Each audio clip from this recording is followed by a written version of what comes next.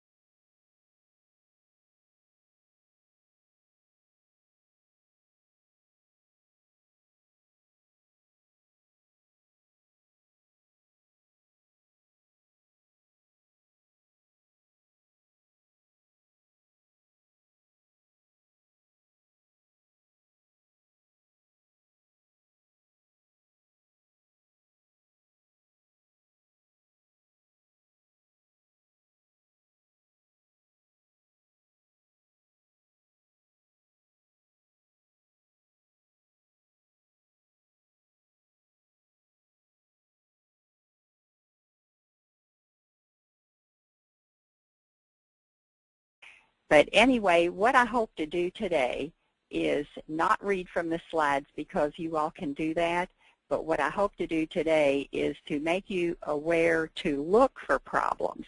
What I find working with lots of groups of people, that they see problems, but they don't always recognize it.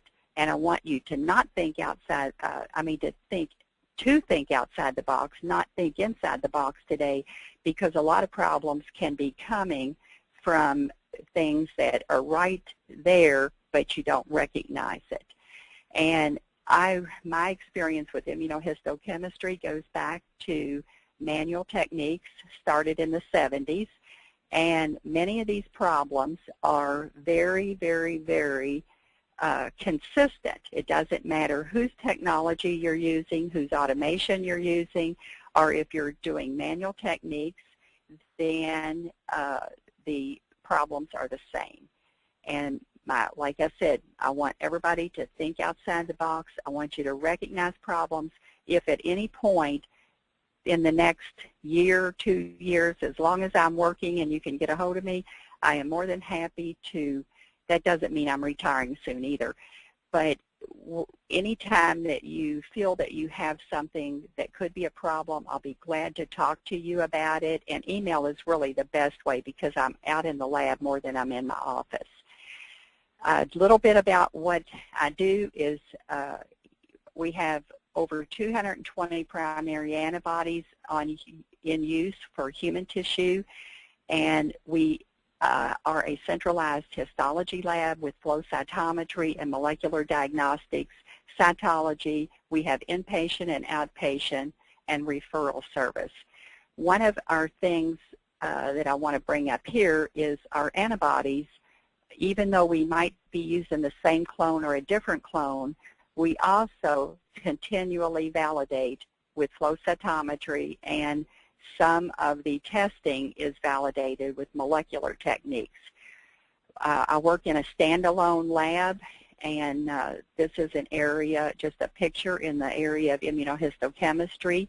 We have 7 bond 3s, but like I said before, a lot of the problems, and here you can see a nice Sakura H&E stainer who has really been a solid workhorse.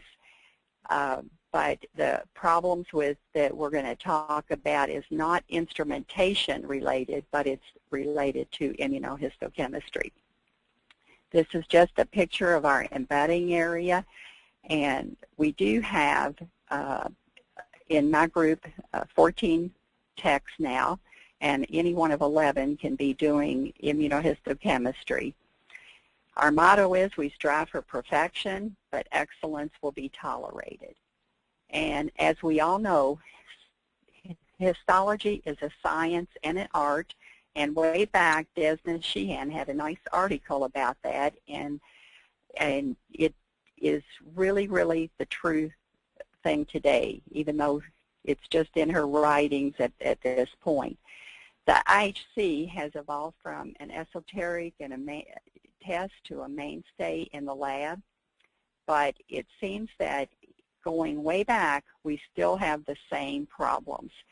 At one point, we overfixed everything, so antigens were really, really hard to express. And here you see just a little diagram of what we're really going for.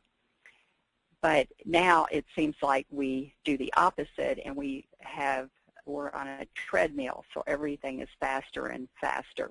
And we do have to keep up. This is for your reference to look up these articles. We do have to keep up to make sure that what we are doing always is in the best interest of the patient. We do not want false positives, nor do we want false negatives. We're going to talk today a lot about the pre-analytic, which involves the fixation, and the post-analytic and the analytic factors involved. Fixation, processing, and microtomy were very, very important in 1960 when I learned histology. They are still extremely important today. The analytic, we'll talk about the IHC methodologies. And of course, you do need a good microscopic description on all of this. We have several processors, but one of the most important things that I want to bring up is we want people to be healthy once they leave the histology lab, whether it's going home at night or whatever. So we do have wall venting behind our equipment that emits fumes. Even though there's charcoal filters in place, that's still not good enough.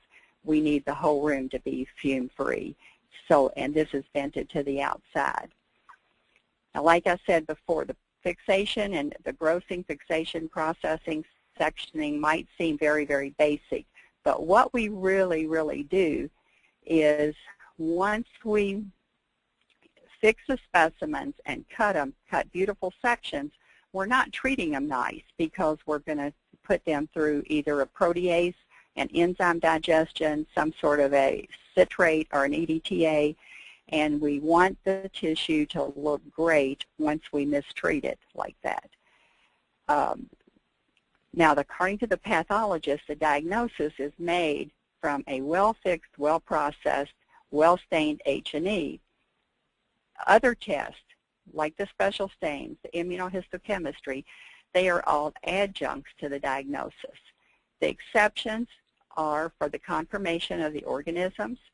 For the prognostic factor determination, this is your, how long is this patient going to live? Are they going to, what is the best treatment for them? The hormone and hormone receptor status, the growth factor, and the receptor status.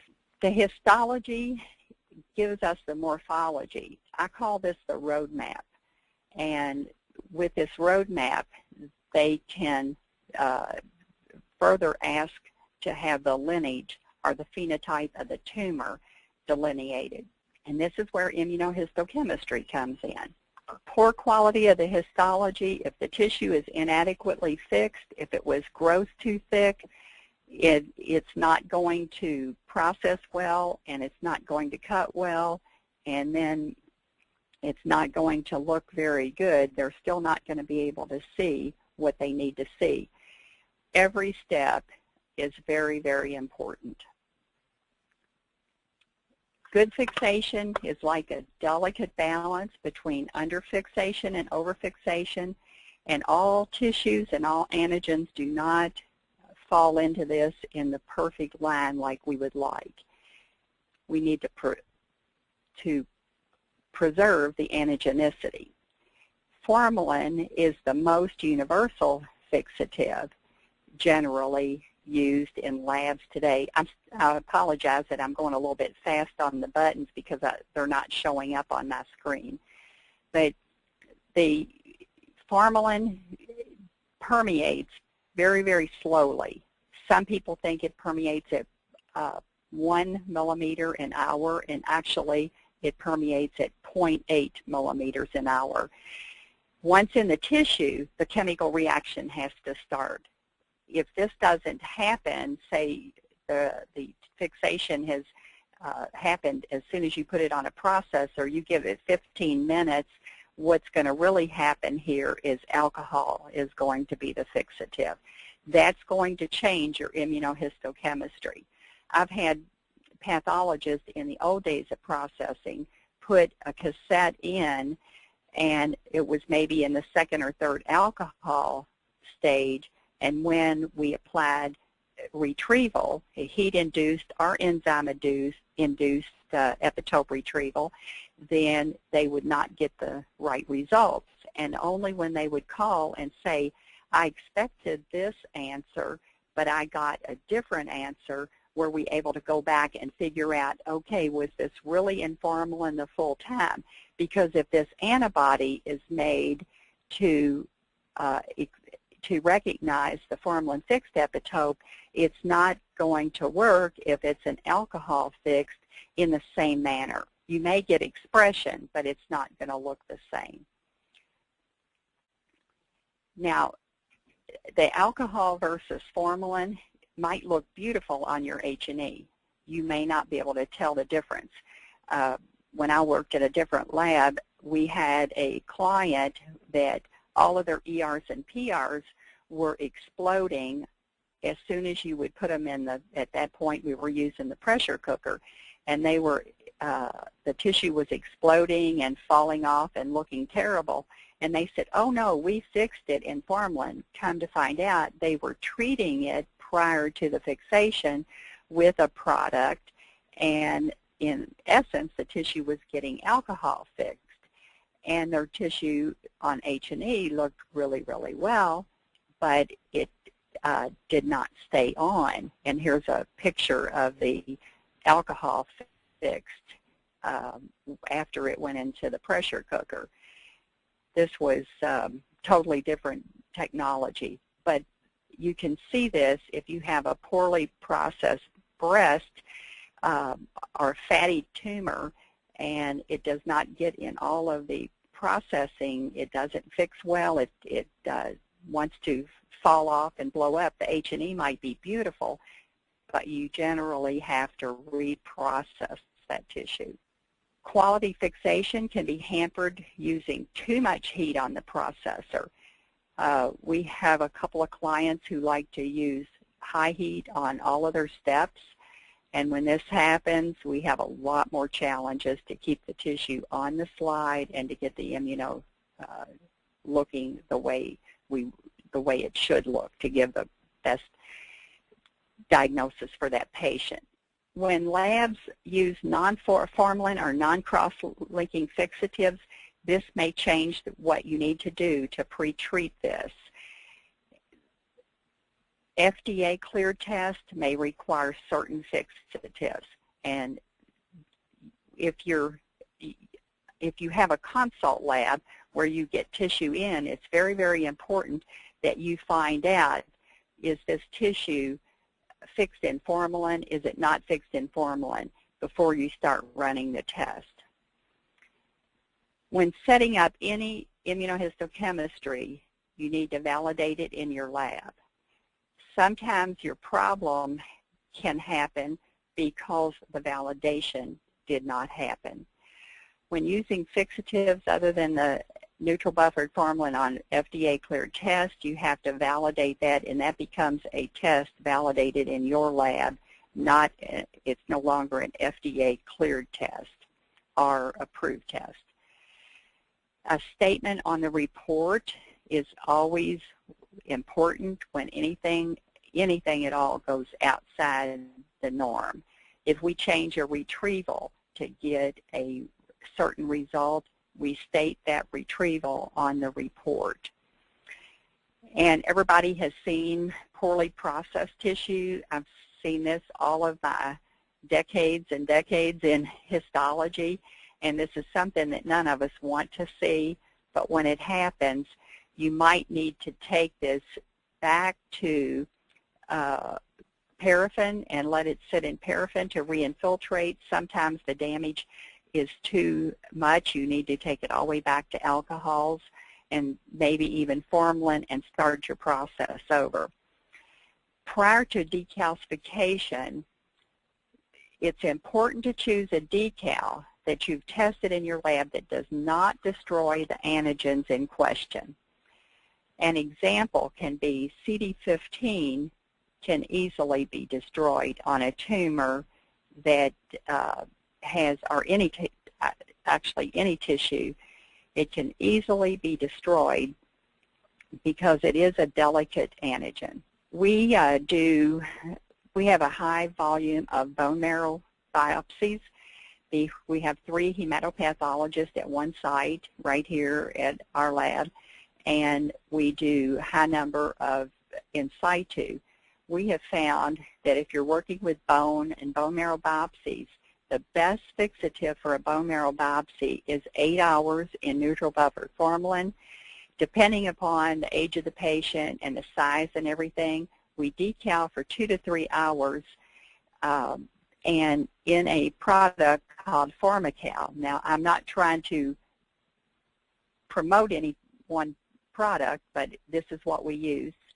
And after the decal, the specimen is washed really well in running water for a minimum of 15 minutes, and then it is processed on a 9-hour processor. We have had excellent results with that procedure. This was a specimen that on the right that is a pediatric bone marrow, and when you initially look at it, it looks at if you look at the top slide, you see a lot of nonspecific staining, and you look at the other slide to the right, lower portion, and you're like, well, did this work, did this not work? And you look to the left and you see very, very specific, I'm sorry, this is not a high power, but you see very, very specific staining. This is what we want. The specimen that on the right was handled with an HCl decal specimen. This was not satisfactory, and the pathologist called and he says, every time I send you soft tissue tumors, he said, they're beautiful on your EBR, but he says, when I send you the bone marrow biopsies, they look terrible and I can't make heads or tails out of them. Well, after several conversations, we figured out that they were fixing their tissue 1 hour and decaling it in HCl for not very long a time, and all we were getting was nonspecific staining. Now, if you want to try some of these things to see where you can better optimize anything, one of the things that I've used in the past is to make fixation controls. And if you have a surgery suite close, you can go straight to surgery. Always pre-label your cassettes for like 4 hours, 8 hours, 12, 16, 20, 24, and 48 hours, and then dissect a fresh piece of tissue. Put them in fixative, and then every 4 hours remove one of your cassettes that's would be appropriately labeled, and place it in 70% alcohol. Once you get your tissues in alcohol, then go ahead and process them, and you can see the differences with your fixation. Now, some of my colleagues have carried this out and done this for even like 72 hours and a much longer time frame over weeks and months,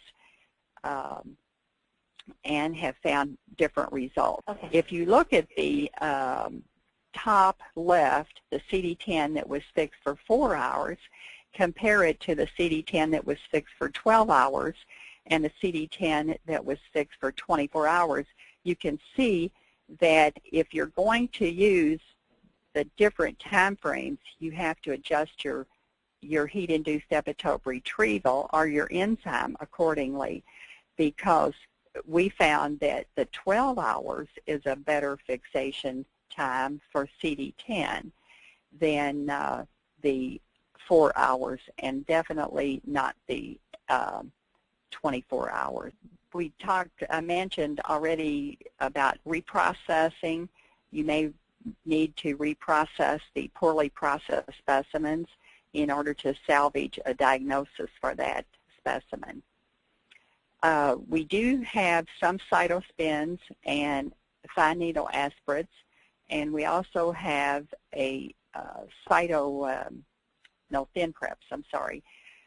The thin preps are fixed in methanol. We do fix those in neutral buffered formalin. We rinse them in wash buffer and then begin the immunohistochemistry with the dewax removed on the machine. So it does get the retrieval, and this has been working excellently for several years. So a good summary here is that good histology is the bedrock of making an accurate diagnosis. Why? Because other techniques are adjuncts to making the diagnosis.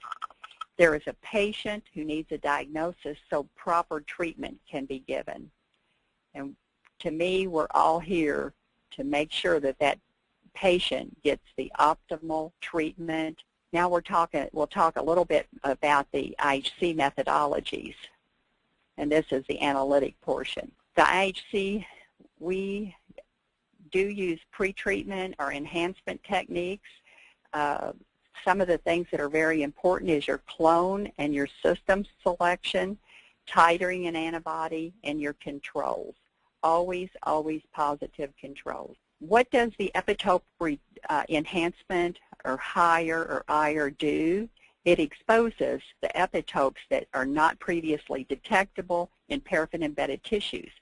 Now, they may not be detectable for several reasons. They may be totally masked because of your fixation, or maybe it would take several days to get an expression.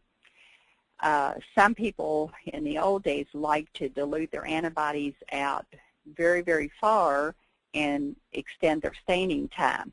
Things don't work like that for us because we generally get an order, and within an hour the slides are on the stainer, and in 3.5 hours they are being checked and in a bucket ready to be diagnosed or ready to leave here. So our goal is to make sure that this wheel keeps turning and turning at the speed we need it to. We need uniform staining. We need everything to be very, very standardized. And we try to decrease any background staining. We need day-to-day consistency and tech-to-tech consistency. Overheating can cause burns. It can cause your nuclear staining to happen, lots of different artifacts if you're overheating. Poor adhesion on the slides. Of course, we got away from gelatin products a long time ago, but you still have problems with adhesion, and some of this can even be that the charge is not as it should be. Sometimes you have to go back to the manufacturer. I'll just show just a few pictures. The H&Es might look beautiful, but when you get into, I call it abusing and mistreating the tissue like we do with high temperatures, we go up to 100 degrees Celsius, so this is pretty abusive. Enzymes are lower, but enzymes take the tissue off of the slide very, very fast. And the picture here with uneven staining, picture number 58, you can see that the antibody went onto one part of the slide, but the other part, the part on the left looks well stained. The part on the right does not have any staining on it. And this can happen for, maybe there's a flow problem, but when this is repeated, then the entire specimen is very, very good.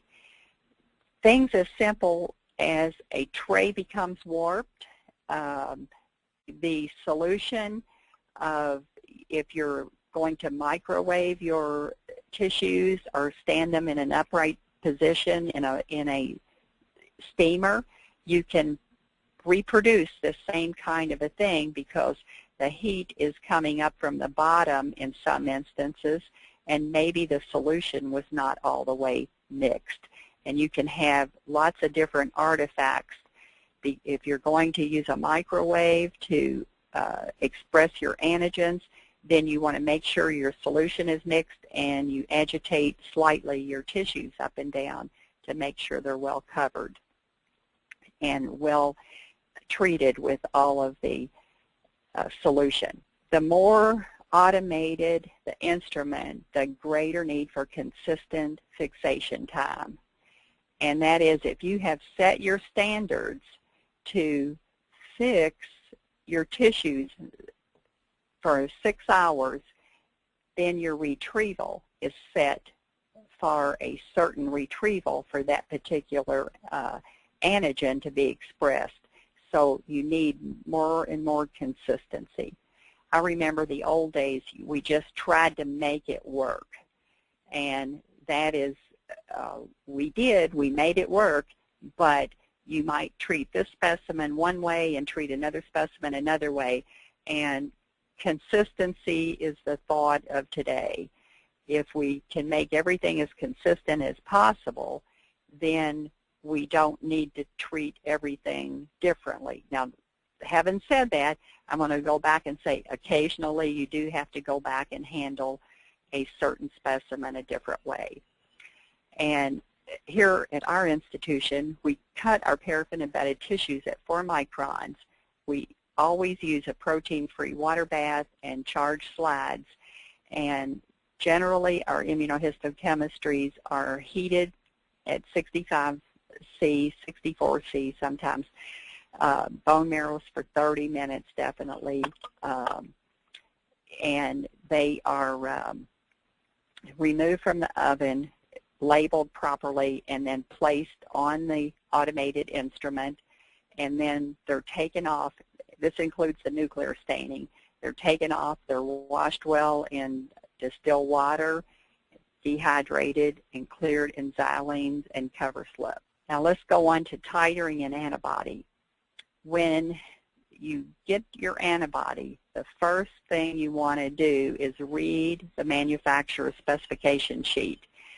Sometimes there's unique things to that particular antibody. If it tells you that this antibody will work great at 1 to 50 or 1 to 100, and you know how your system works, you might want to begin your titrations at 1 to 10, 1 to 50, 1 to 100, and maybe even go higher in range so that you can get the most out of your antibody and the best for your patient.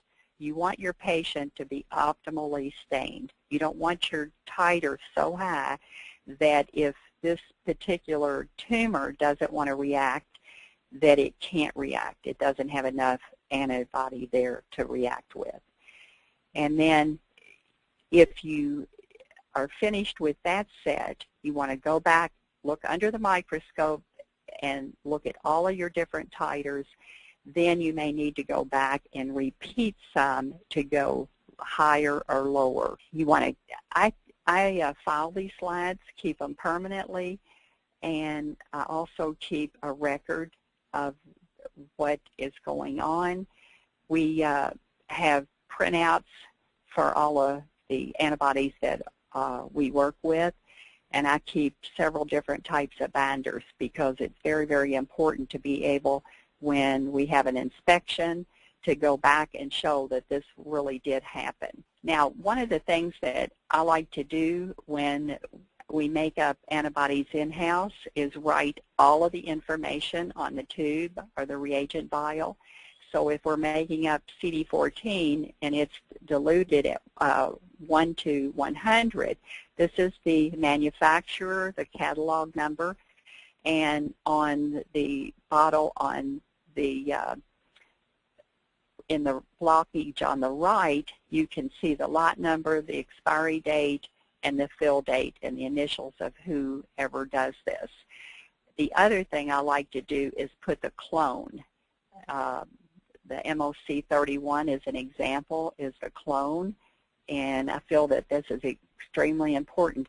This is not, the way I look at this is not for my knowledge, but every tech who follows me needs to be able to have all of the information, so when they go back and they refill this vial, they need to have all the information so they put the correct antibody in the correct vial.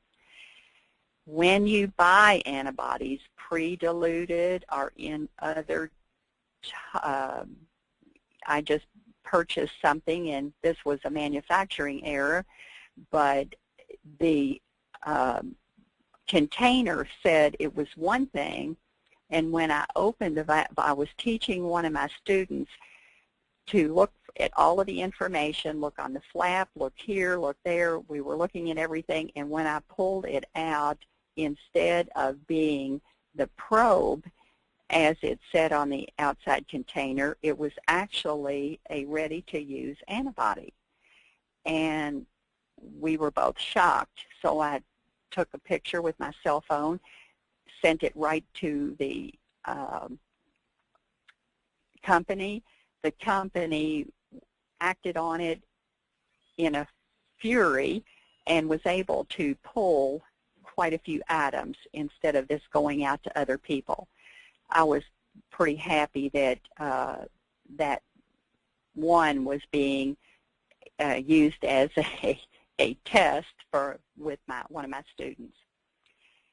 And I've pointed out all of these factors here with labeling an antibody. You need the catalog number, the lot number, the expiry date, the vendor, the titer. You want to have as much information as possible.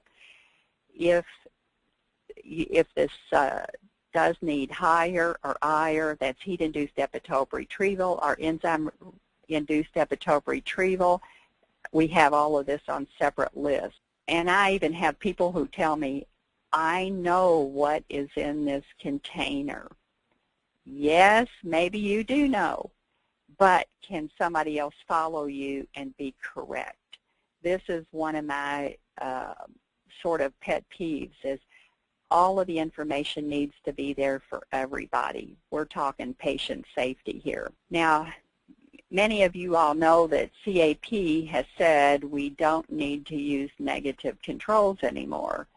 But in our lab, we still do use a negative patient control to make sure there's nothing endogenous. We do use a polymer, but the negative control can also point out other things. It could be pigments, it could be minerals that are in that tissue, and this is very, very important to know what is really going on. Now, the controls that we use as external controls could be positive from a case that expresses or is positive for an antigen that we're staining, or something that is negative. A slide cut from the same block as the patient or the unknown. And we do have a large selection of tissues that we use for the positive controls. When the doctor is diagnosing, they look for an internal control in that specimen. Just like if you're looking at a piece of breast, you want to look for a breast normal gland that stains the same as your that's positive and has some sort of positive, negative areas in that duct. Now, if the controls are derived from benign source, tonsil, things like that are very, very easy to use for your normal tissue. If your control is, or the patient you're diagnosing is malignant, it's often good to use something that is malignant, that's going to correspond to that particular antigen. One of the things that I have found is the doctors generously say, you can have this control, and it's going to be very, very positive. Use all of it. And when you cut it down and test all of it, you get a variety of staining. This block of slides was stained on the same tray, the same time. They were cut at the same time, everything identical. But you can see that antigens do wax and wane through a specimen. Now, some people like control tissue that is like Ayers Rock in Australia, that is huge, and some like control tissue that is very, very small, like the birds in the previous slide. Now, with some FDA kits, cell lines are becoming the norm, and this is because the tissue is too difficult to find. Now, there's a lot of differences when it comes to validating the antibodies. Some, and CAP seems to change this quite often. Some of the other regulatory agencies seem to change the number of specimens. Sometimes the law will read until the pathologist is comfortable with. Well, then somebody else says, well, you have to have 25. If you're going to set up a new antibody, you need to check to see what your inspection agency says about these particular antibodies that you're going to set up. Generally, you have to have some normal, some negative, and you have to have some malignant cases, depending upon what you're looking for in the way of the antibody that you're using. Generally, ER and PR is somewhere around 40 cases, and also you can send your slides to another facility to see if they can, if your staining correlates with theirs.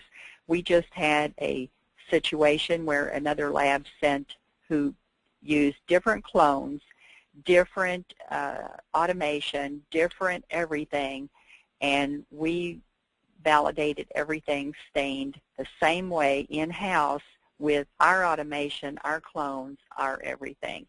And amazingly, good correlations too. So now, I said earlier in the talk that the everything that we do is correlated, and the flow cytometry lab we do correlate all the time, and our cases get looked at by the pathologist and the molecular pathologist who all work in a team. So we try to stay on top. I'm not saying we're perfect, but we try to stay on top, and they watch very closely to make sure that everything is staining appropriately. The interpreter of the IHC must know what stain should look like on normal and on a tumor. I tell my techs, you and I need to know what this looks like, because it is very, very important for you to know you're producing quality work. The pattern is extremely important. When the CAP, we do have a CAP inspection every 2 years. If you do not follow the antibody validation, it is a phase 2 deficiency, and the documentation that you have to have and the slides for the inspector to use, and this has to be prior to use in a patient diagnosis. You need a written procedure, and you need evidence that the validation has taken place. I would rather have an inspector tell me you're doing more than you need to do than to have them citing me and maybe threatening the lab because of an incident where there's a problem.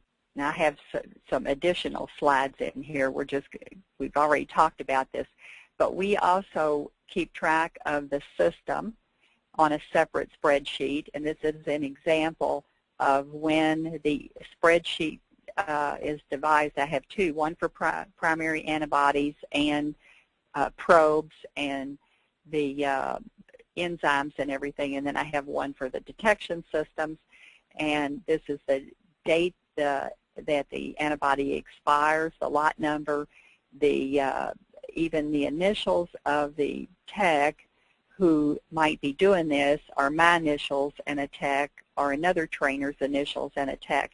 This gives credibility to your techs when you do this, because you know they're trained, and if they have questions, they can come back to you, but it gives them a sense of happiness because, you know, their initials are there, they know they can do this, and they're happy about it. Now, when I say we need to know, all of us need to know, what is the pattern? What does the normal cytokeratin 5 look like?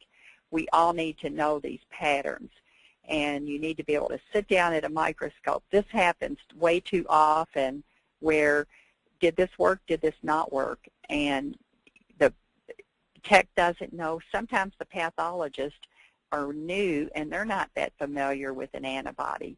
We need to know that, how does it look with various retrievals?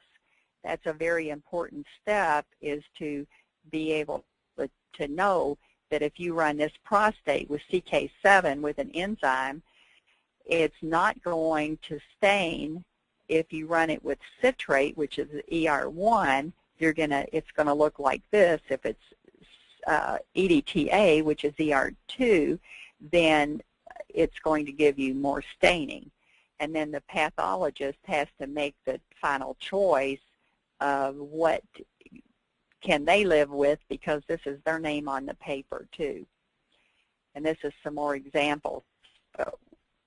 I feel that all of us working in this need to know how to best serve that patient.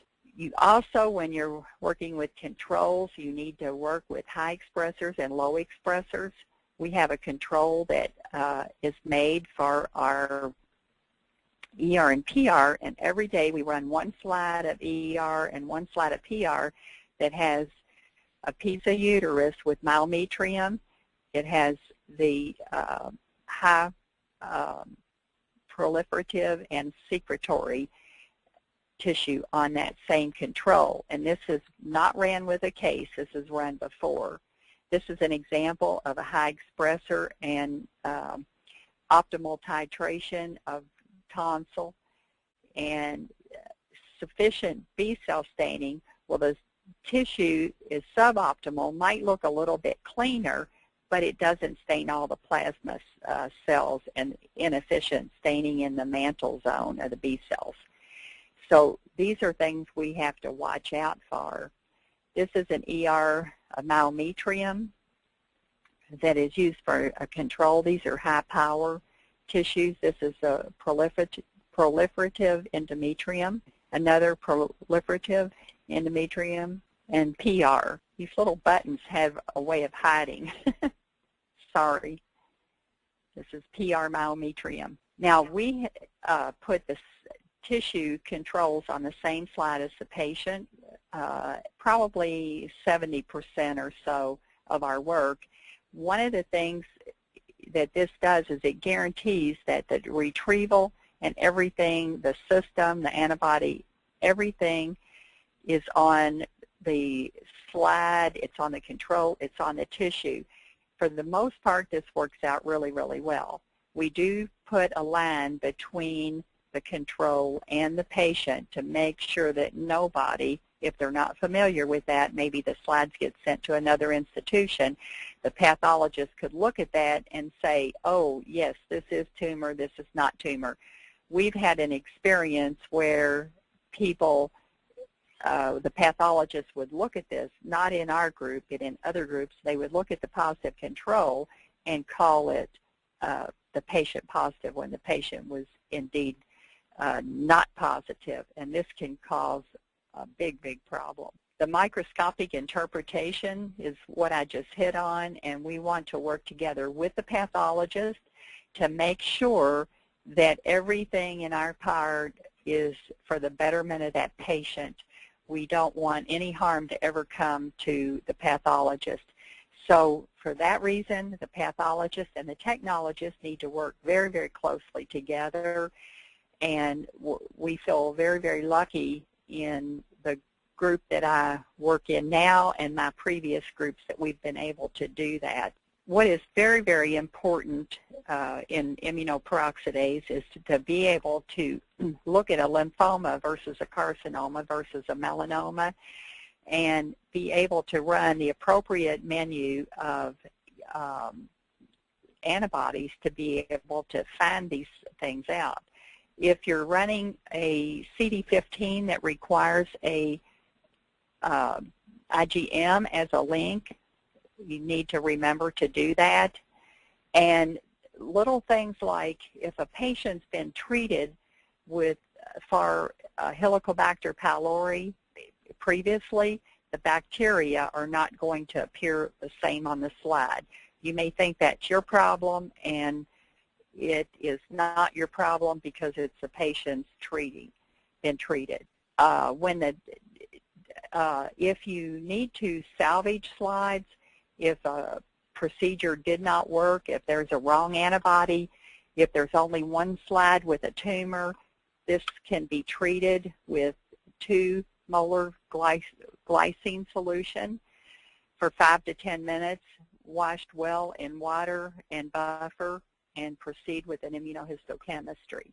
And this was written up back in the early 80s by Robert Weimer. The smaller our biopsies get, the more important it is to have very, very good control. And one of my favorites is not my fault. No one told me. No one showed me. To me, ignorance is no excuse. You have to find somebody who knows the answer and get the answer so that the patient is not put in a bad situation. We have some more slides coming up of some, I'm not going to go through the biotin and the alk-phos, but if you look at this slide here, this very small, this was a tiny, tiny specimen, and it, you can see the tumor all in the area that's very heavily nucleated, and the normal tissue is in the small area at the top. Then the next 2 slides show the biotin staining in the negative area. Now, I'm not, okay, the biotin looks very, very grainy, but the ER is very positive. And if you're using a biotin system, you do need to use a block of some sort. Alk-phos may or may not require a special treatment.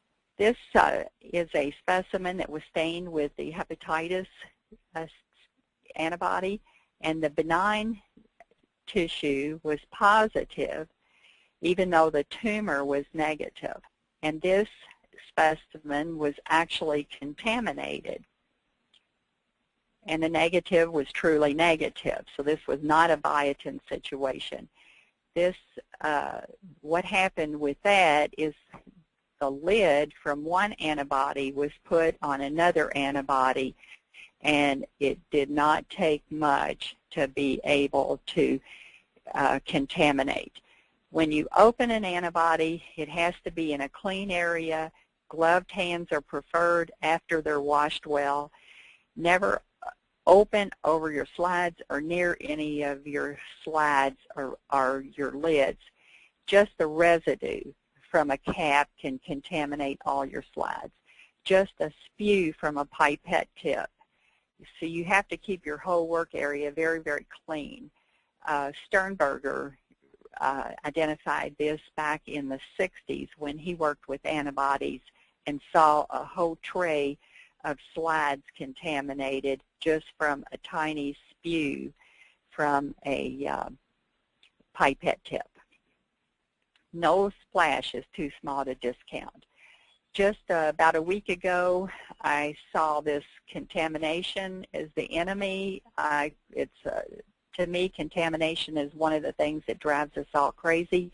But you can see the picture on the right with the where somebody was opening this container. They either rocked it or slipped, and there is residue. When you see anything like this, it needs to be blotted up with clean chem wipes, paper towels, something that's going to absorb and not splatter and splash, because it's very, very easy to contaminate.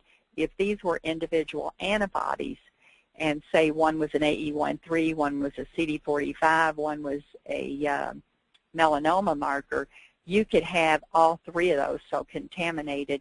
You would, number one, confuse a whole lot of people, because your diagnosis, we're trying to save this patient's life, not kill them, and your diagnosis is not going to be accurate, and then you're going to have all of the vials not good. This is another contamination problem where this was supposed to be a CD20, and it was contaminated with CK, I'm sorry. And here's another contamination problem. And if you want to see what hematoxylin debris, now this was several automated stainers ago. The hematoxylin debris can look like a lot of things, and some of the larger hematoxylin debris is actually when the clumps come out onto the slide. This is the correct staining of the CK marker. And this was a test for ER, but cytokeratin was put in the vial instead of the ER. And you can see that's definitely a pattern of cytokeratin. Now these are the large clumps of hematoxylin debris, and you can see the smaller areas of artifact, and this is from the oxidation of the hematoxylin. But nevertheless, these are things we don't want on our slides. The hematoxylin oxidation is in the precipitate, and when you see this on a Helicobacter pylori, this is enough for a pathologist to go into volcano mode. And here's DAB under the tissue. This is a negative area that should be positive. Here is a repeat. This is another case for estrogen receptor, other than the one I showed previously. What do you do about retrieval, heat-induced epitope retrieval, or enzyme-induced epitope retrieval? You have to look at your differential diagnosis, and coming up is this very interesting case that we had. This is a H&E, and I think we're getting close on time. This is a close-up of the H&E, and you can see the tissue looks kind of vacuolated and not real good.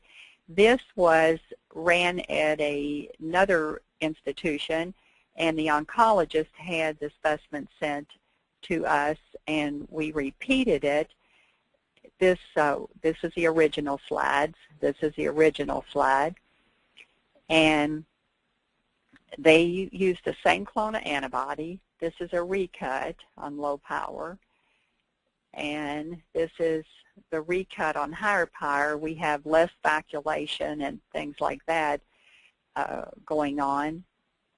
And this is a PAS. And this is that same block, the same tumor, repeated, same clone antibody, but it was repeated with heat-induced epitope retrieval. What happened with this is the patient was not responding to the therapy from their initial diagnosis. And when the patient, the doctor looked at and said, this is not working, so that's why the tissue was sent. So everything we do for this patient is very, very, very important. Oh, thank you. Okay, I'll try to be very, very quick here.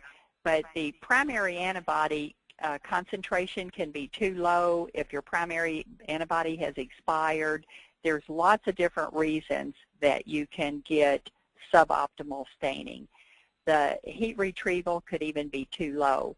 there is some uneven staining, and probably many of you all have seen this and not realized that it is uneven staining, because at the first eye you might say, oh well, that's the way that tumor stains, but that's not so. So what we always have to remember is the temperature. If IHC like any other chemical reaction, the temperature is very sensitive, and both decreased and increased, and the temperature fluctuations will affect the reactions, particularly the DAB. If your air conditioning goes out and your heat is unbelievable, you can have an overreaction with DAB. I've said a whole lot of these things. One of the things is you want to make sure your water is of good quality and not growing organisms and not growing fungi, because that can drive you absolutely mad. A clone of V9 for Vimentin is also good. CD61 is a good test to see if you have antigens in your tissue. I want to thank everybody for tuning in today, and I hope that this has made a positive difference. If you have questions, please feel free to email me. It might take me a day or two to get back with you, but if it's an immediate, say, I need immediate help. But just remember, immunohistochemistry assigns the lineage. And if you are performing immunohistochemistry, you do want to belong to the SCAP or some sort of a survey that will help you to be able to test yourself against the other technologists and the other pathologists that are out there performing the same type of testing. Thank you all very, very much, and thank you to Sakura and George for asking me to do this. I hope I did okay. During the presentation, Sharon had talked a lot about control tissues, and the TissueTech QuickRay is a great system or product to build controls in the lab efficiently and easily. They come with pre-formed recipient blocks, so all you have to do is insert your donor tissue. You no longer have to make your recipient blocks to build your control slides. We offer different sizes of control recipient blocks to fit every lab's needs. If you need additional information, you can always reach out to your Cardinal or Sakura rep, or visit our website at sakura-americas.com.